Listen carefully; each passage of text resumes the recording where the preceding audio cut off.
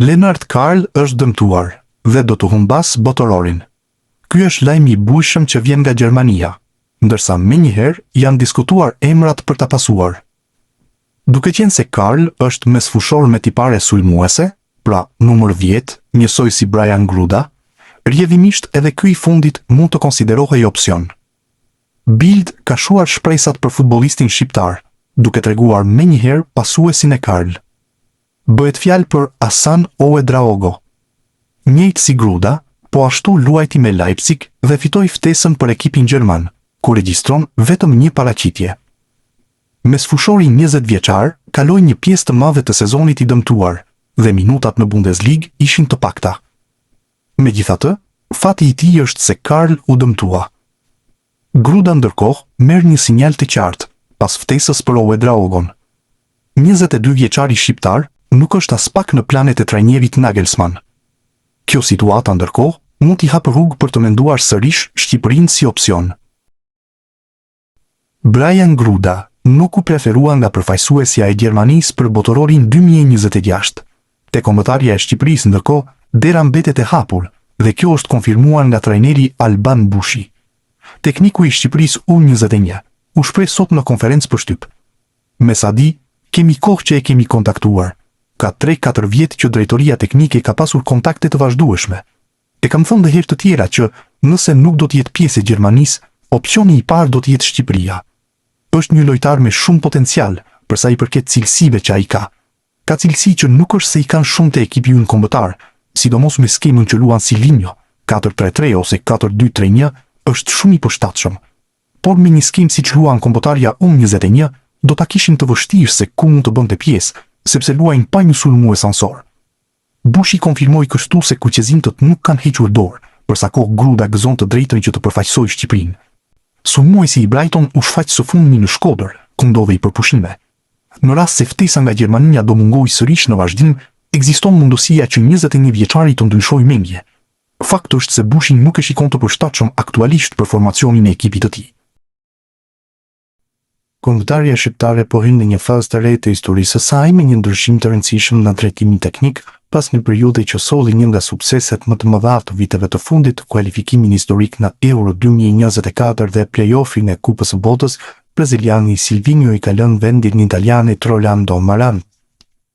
Ky ndryshim nuk përfaqëson thjesht një rotacion histori, por një kalim mes dy filozofive të ndryshme futbolli, dhe një stil modern ofensiv dhe i bazuar në mbajtjen e topit në ndërtimin e Silvinhos. Shqipëria pritet të bëhet një skuadër më pragmatiste, tipike e futbollit italian me një trajner si Maran, që të gjithë karrierën e tij e ka bazuar në Itali.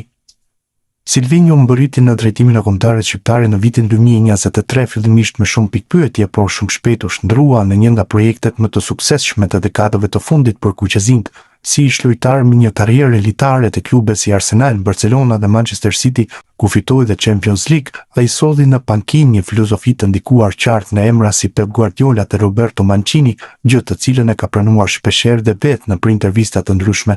Gjatë drejtimit të tij Shqipëria u transformua në një skuadër më moderne dhe më e organizuar në lojën me top. Posedimi u bë më i strukturuar, presingu më agresiv, ndërtimi i aksioneve nisi nga mbrojtja dhe u rrit ndjeshëm besimi të lojtarët.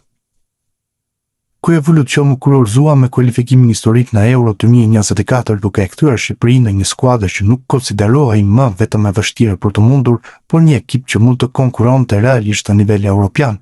Në total, Silvinho ka regjistruar 89 ndeshje në karrierën e tij si trajner, me 35 fitore, 25 barazime dhe 29 humbje, duke arritur një mesatare prej 1.46 pikësh për ndeshje. Në drejtimin e Shqipërisë kjo shifër është më e lartë, rreth 1.53 pikë për ndeshje, çka tregon qartë rritjen e performancës së skuadrës gjatë periudhës së tij.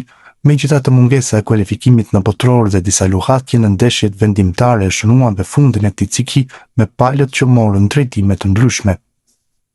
Në anën tjetër, Rolando Maran vjen si një figurë krejtësisht e ndryshme në filozofi dhe qasje, i arritur në shkollën italiane të futbollit dhe me një karrierë të gjatë në Serie A dhe në Serie B, ku ka trajtuar klube si Chievo, Cagliari, Genoa, Brescia dhe Catania, ai njihet si trajner i disiplinës dhe organizimit taktik më shumë se sa i spektaklit.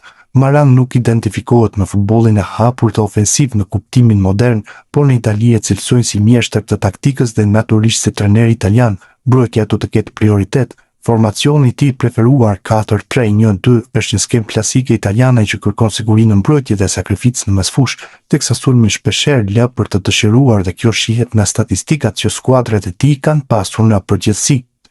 Në karrierën e tij Maran ka drejtuar mbi 742 ndeshje me 245 fitore, 215 barazime dhe 282 humbje, duke regjistruar një mesatare prej 1.28 pikash për ndeshje. Këto shifra reflektojnë një trajner me eksperiencë, por me rezultate jo në favorin e tij, u bie në sy fakti se gjatë karrierës ka përjetuar më shumë humbje se sa fitore. Ndryshe nga trajnerët e tjerë italianë që fokusohen te mbrojtja dhe nuk pësojnë, skuadrat e Maranit në 742 ndeshje kanë shënuar 865 gola dhe kanë pësuar më shumë se sa kanë shënuar. Në total 945 gola janë shënuar kundër skuadrave të trajtuara nga Maran me një mesatare prej më shumë se një goli për ndeshje. Në Shqipëri pritshmëritë ndaj tij janë të qarta dhe pritet stabilizim dhe konsolidim i shpejtë dhe ndoshta Liga e Kombeve do ta ndihmojë për të pasur mundësi që të synojë më pas kualifikimin për në Europian.